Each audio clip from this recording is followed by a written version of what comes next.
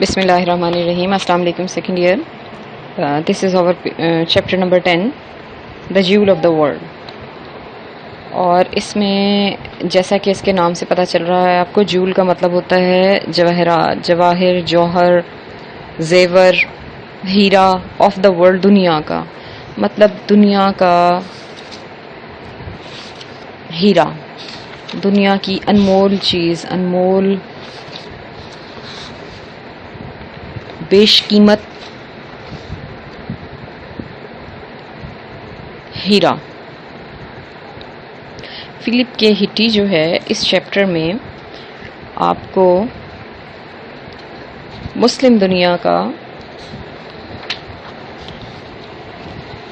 بہت خوبصورت دور اس لیے کہ اس میں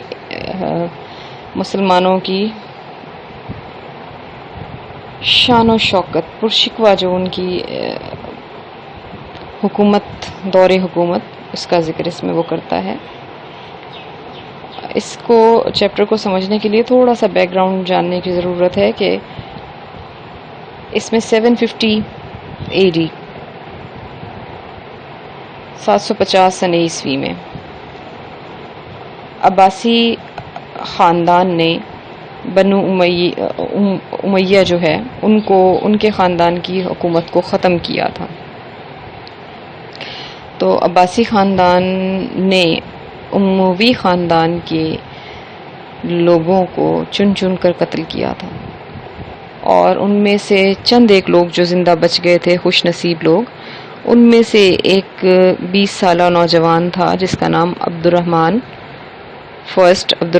اول تھا. اس غیر معمولی صلاحیتوں والے ذہین شخص کے بارے میں, اس کی جد و جہد کے بارے میں یہ چیپٹر ہے کہ یہ جو نوجوان جو تھا, اس نے کس طرح سے ہمت سے, دل جمعی سے, محنت سے, عزم سے, بڑی جد و جہد کرنے کے بعد دوبارہ سے بنو امیہ کی حکومت قائم کی تھی, جن کا کہ مشرق میں مطلب ایسٹرن علاقوں میں جن کی حکومت کا خاتمہ کر دیا گیا تھا. عباسی خلیفہ نے اسپین میں اپنا ایک گورنر مقرر کیا تھا, لیکن عبد الرحمن جو فرسٹ تھا, اس نے بڑی جد و جہد کرنے کے بعد اپنی فوج کو, لوگوں کو بڑا منظم طریقے سے, بڑی ویل ٹرینڈ, اس نے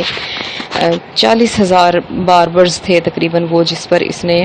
مشتمل ایک بڑی منظم فوج تیار کی, ان کی تربیت کی.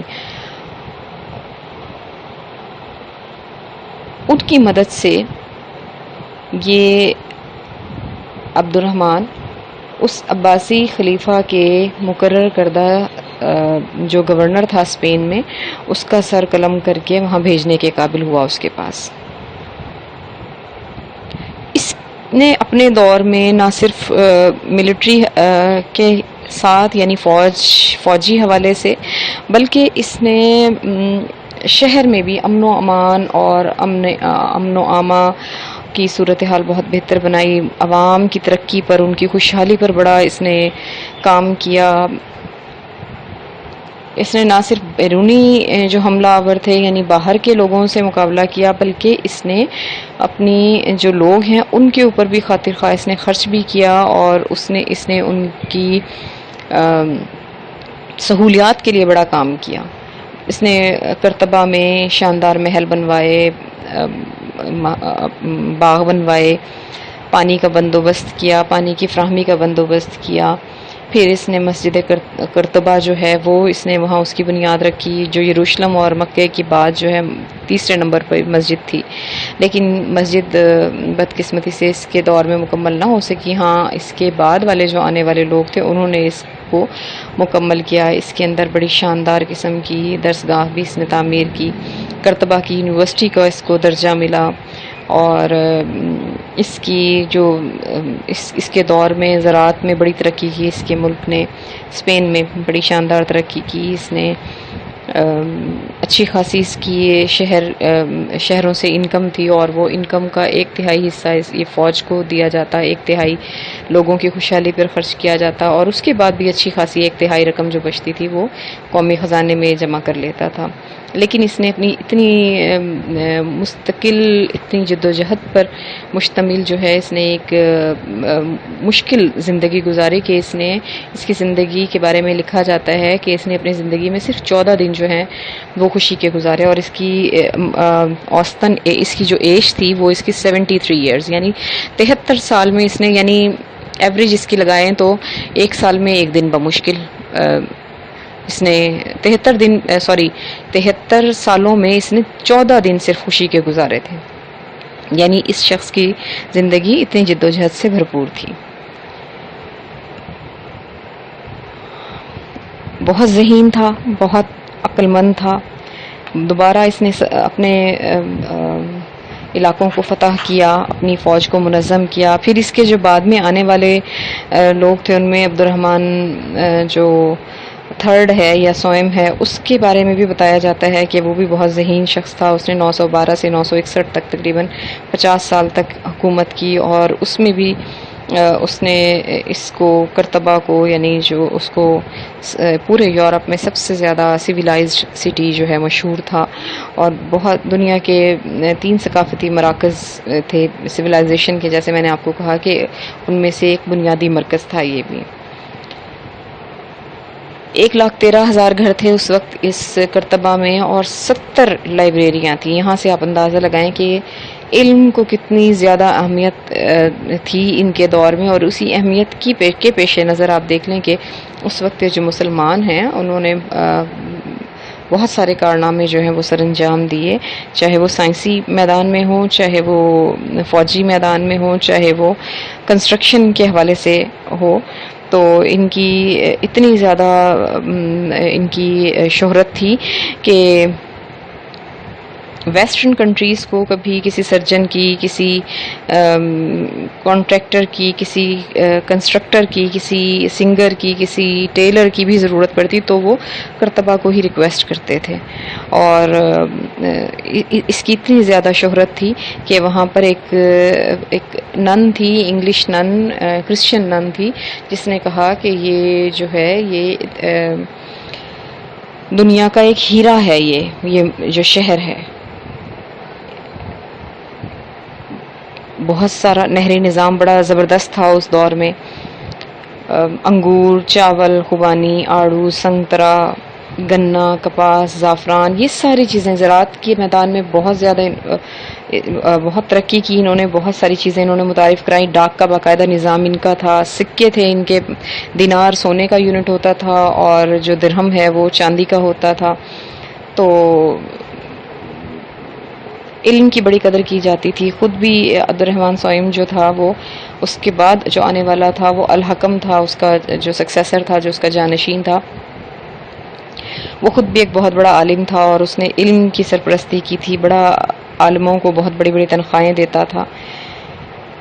اور اس نے اپنے جو اس کا کیپٹل تھا، اس کا دارالخلافہ تھا، وہاں پہ اس نے 27 اسکول جو ہیں وہ تعمیر کرائے تھے جہاں مفت تعلیم دی جاتی تھی، اور کرتبہ کی جو یونیورسٹی تھی وہ بین الاقوامی فیم حاصل کر چکی تھی، اور قاہرہ کی جامع الازہر یونیورسٹی ہے، اور بغداد کی جو نظامیہ یونیورسٹی تھی، ان سب سے بھی ایکسل کر گئی، آگے نکل گئی۔ یونیورسٹی کے علاوہ اس میں بہت بڑی لائبریری بھی تھی یہاں پہ، اور کتابیں بہت ساری تھیں۔ کتابیں الحکم جو تھا وہ خود بھی کتابیں پڑھنے کا بڑا شوقین تھا، اور باہر سے منگوایا بھی کرتا تھا، اور اس کے دور میں اس لائبریری میں 4 لاکھ کتابیں جو ہیں وہ تقریباً جمع ہو گئیں۔ خود بھی بہت اس نے تفصیل سے کتابوں کو پڑھتا بھی تھا، اور ان پہ تبصرے بھی لکھا کرتا تھا۔ اور اندلس میں اس دور میں سویلائزیشن جو ہے اتنی زبردست، اتنی پیک پہ تھی کہ ایک جرمن عالم ڈوزی جو ہے اس نے کہا کہ وہاں اس شہر میں ہر کوئی پڑھ لکھ سکتا تھا، حالانکہ وہاں پر اتنی یورپ میں اس وقت لوگ جو ہیں مطلب اس وقت اس شہر کے بارے میں جو ایک جرمن عالم تھا، اسکالر تھا، اس نے ڈوزی نے یہ کہا تھا کہ وہاں پر ہر کوئی پڑھا لکھا تھا، یعنی لیکن اس وقت یورپ کا اگر آپ صورتحال دیکھیں تو وہاں پر ابھی علم جو ہے وہ ابھی لوگ صرف اس کی بیسک چیزوں سے ہی جان پہچان تھی، اور وہ بھی صرف جو بہت زیادہ ان کے جو پریسٹ، جو ان کے پادری یا بہت پڑھے لکھے لوگ شمار ہوتے تھے، ان کے بارے میں تھا کہ وہ جو ہے وہ ہی صرف اتنا تھوڑا بہت پڑھ لکھ سکتے تھے، باقی جو ہے یہ اتنا زیادہ نہیں پڑھ لکھ سکتے تھے۔ تو ہم یہ دیکھتے ہیں کہ آج اس چیپٹر کو ہم تھوڑا سا شروع کر لیتے ہیں۔ پیج نمبر اس کا ہے 60۔ The Jewel of the World, دنیا کا ہیرا، فلپ کے ہٹی is the writer. It was in 750 that the Umayyad dynasty in Damashq was overthrown by the Abbasid family.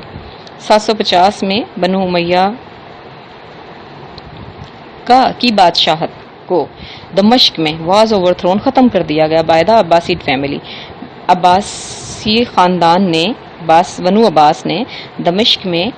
بنو امیہ کے خاندان کا یا ان کی حکومت کا تخت الٹ دیا۔ And accession of the Abbasids to the Caliphate was signalized by a ruthless extermination of every member of the defeated house on whom the victors could lay their hands. And accession of the Abbasids، اور عباسیوں بنو عباس جو ہیں وہ پہنچ گئے، تخت نشین ہو گئے، ٹو دا کیلیفیٹ، خلافت کو اپنا لیا، was signalized، اور یہ اس چیز کا اشارہ تھا by a ruthless ایکسٹرمینیشن، رتھلیس کہتے ہیں انکائنڈ کو، ظالمانہ قتل عام کیا گیا، ایکسٹرمینیشن ایگزیکیوشن، قتل عام کیا of every member of the defeated house, جو ان کا شکست خوردہ جو گھر تھا، شکست خوردہ جو فیملی تھی، یعنی بنو امیہ کے لوگ، ان کا بہت ظالمانہ طریقے سے انہوں نے قتل عام کیا، ہر شخص کو چن چن کے۔ آن ہوم دا وکٹرز کوڈ لے دیئر ہینڈ، جس پر بھی ان کا ہاتھ پڑا انہوں نے اسے بڑا سنگ دلی سے، بڑی صفاکی سے قتل کیا۔ امنگ دا ویری فیو، ان چند لوگوں میں سے، ہو اسکیپڈ واز، جو کہ وہاں فرار ہو گئے، بچ نکلے، واز اے یوتھ آف 20 سالہ ایک نوجوان تھا، عبد الرحمن اس کا نام تھا، اسٹرائکنگ ینگ مین، اسٹرائکنگ مطلب آپ انٹرسٹنگ کہہ سکتے ہیں، ٹال لمبا، لین دبلا پتلا، وتھ شارپ ایکویلین فیچرز، شارپ جس کے تیکھے، ایکویلین فیچرز مطلب عقابی کہہ سکتے ہیں کہ تیکھے پتلے نین نقش والا، اینڈ ریڈ ہیئر، سرخ بالوں والا، a youth of exceptional nerve and ability, ایک ایسا جوان جو کہ غیر معمولی، ایکسیپشنل کا مطلب ایکسٹراڈنری، نرو اعصاب کا مالک تھا، غیر معمولی اعصاب کا، اینڈ ایبلٹی اور صلاحیتوں کا مالک تھا۔ تو ان میں سے جو کہ فرار ہو گئے یا بچ نکلے خوش نصیب لوگوں میں سے 20 سالہ نوجوان تھا جس کا نام عبد الرحمن تھا، بہت شاندار شخصیت کا مالک تھا، دبلا پتلا تھا، لمبا قد تھا، پتلے نین نقش تھے، تیکھے تھے، وہ بھی ایکویلین، عام طور پر ویسے عقاب کو ہی اس کے لیے لفظ استعمال کیا جاتا ہے، شاہین کی طرح، ایگل لائک، اور ایکسیپشنل بہت غیر معمولی قابلیت والا، اعصاب والا، صلاحیتوں والا شخص تھا۔ It was he who made his way to Spain, یہ وہی شخص تھا جو اسپین کی طرف اس نے اپنا راستہ لیا، اسپین کی طرف نکل گیا، fought his way to mastery, حکمرانی کے لیے لڑا، حکمرانی تک پہنچ گیا لڑ لڑ کے، اینڈ کیپٹ ان پاور، اور there the Umayyad dynasty which was wiped out in the east, اور اسپین میں جا کر اس نے اپنی حکومت قائم کی، وہی بنو امیہ کی حکومت، امید ڈائنیسٹی، اپنی حکومت لے لی، which was wiped out in the east, wiped out ختم کر دی گئی تھی، سویپ کر دی گئی تھی، جس کو صاف کر دیا گیا تھا۔ مشرق میں جس حکومت کو صفحہ ہستی سے مٹا دیا گیا تھا، اس نے جا کر اسپین میں اس اپنی جدوجہد سے اپنی حکومت قائم کر لی۔ The story of his escape is dramatic, اس کی فرار کی کہانی بھی بڑی ڈرامائی ہے، تھرلنگ ہے، ڈرامیٹک، سنسنی خیز ہے، ڈرامائی ہے۔ He was in a Bedouin camp on the left bank of Euphrates river one day, ایک دن وہ دریائے فرات کے کنارے پر، لیفٹ بینک بائیں کنارے پر، بدوؤں کے کیمپ میں تھا، بیڈوین کیمپ بدوؤں کے کیمپ میں تھا، where when horsemen carrying the black standards of the Abbasids suddenly appeared, اچانک ہی گھڑ سوار آئے وہاں پر، اور کیا انہوں نے کیری کیا ہوا تھا؟ بلیک اسٹینڈرڈز، ब्लैक सिया झंडे ऑफ द अब्बासीड्स, बनु अब्बास के थे, अचानक से वहाँ आ गए। With his 13-year old brother Abdurrahman dashed into the river, अपने 13 साला भाई के साथ अब्दुर्रहमान दरिया में छलांग लगा गया। डैश्ड इनटू कूद गया, jumped into. The younger brother छोटा भाई एविडेंटली अ पुअर स्विमर, यकीनन वाज़े तौर पर एक अच्छा तैराक नहीं था। बिकेम फ्राइटन, खौफजदा हो गया। हैडिड दियर reassurance shouted from the bank, किनारे पर से उसको जो अश्योरेंस दी गई थी, उसे यकीन दहानी कराई गई थी that he would be unharmed, कि उसे नुकसान नहीं पहुंचाया जाएगा, इफ़ ही रिटर्न, अगर वो वापस आता है। एंड स्वैम बैक, वो वापस आ गया तैर के। ही वॉज किल्ड, और उसे मार दिया गया। The older boy kept on, और जो बड़ा लड़का था यानी अब्दुर्रहमान जो खुद था 20 साला, वो उसने अपना काम जारी रखा, तैरता रहा। And gain the opposite bank, और वो सामने वाले या मुखालिफ किनारे पर पहुंच गया। ठीक है बच्चों, कल इसको इंशाल्लाह कंटिन्यू करेंगे। नेक्स्ट 5 अपने idioms तैयार कीजिएगा। अल्लाह हाफ़िज़।